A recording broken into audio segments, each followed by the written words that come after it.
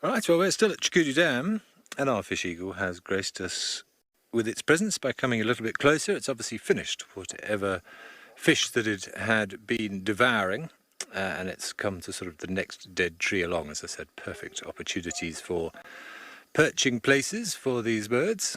And now you can have a better look at its coloration. You can see that it's got a lot of its characteristic coloration, but not quite all of it just yet. Almost like a little patchwork quilt of blacks and browns.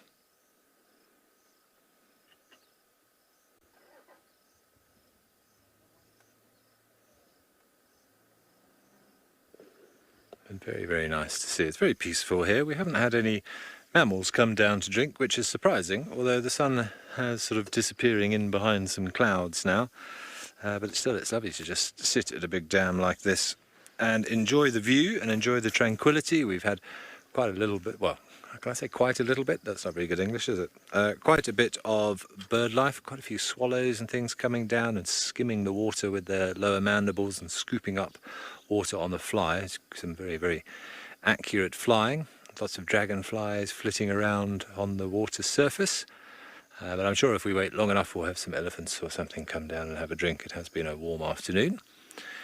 But Eagle, perhaps you can show everybody this sort of collection of beautiful dead trees. So I think it's so, so pretty here, and one of my favourite places that I've seen on Madikwe for photography. And so you can imagine when the sun sets in the west, which is to the right of screen as you're looking at it, you get some incredible colours on the water here, and you have all these skeletal trees in the foreground.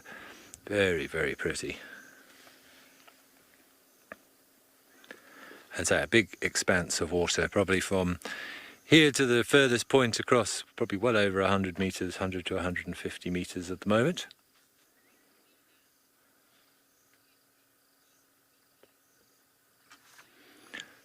Cecilia, it's very difficult to say for sure. In most eagle species, there is no what we call sexual dimorphism, so there is no difference in terms of the plumage or the coloration.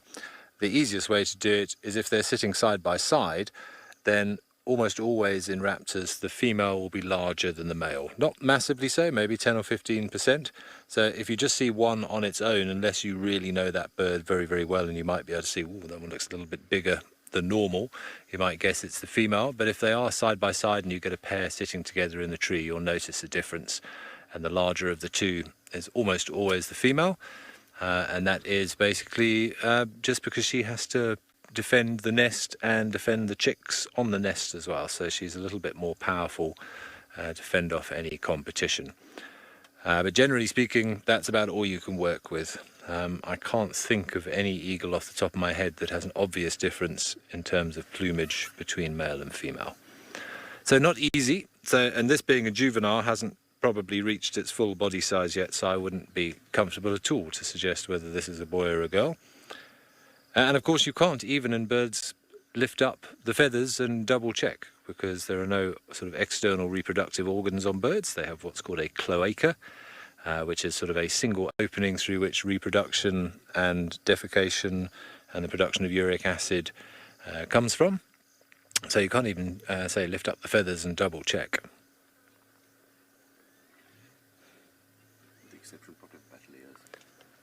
That's true, actually. Sorry, Eagle's made a very good point. There is a slight difference in battaliers. That white wing panel you'll see on a female battalier who is sitting in a tree, whereas you won't see it on a male. Thank you, Eagle. Right, let's send you back over to Cedric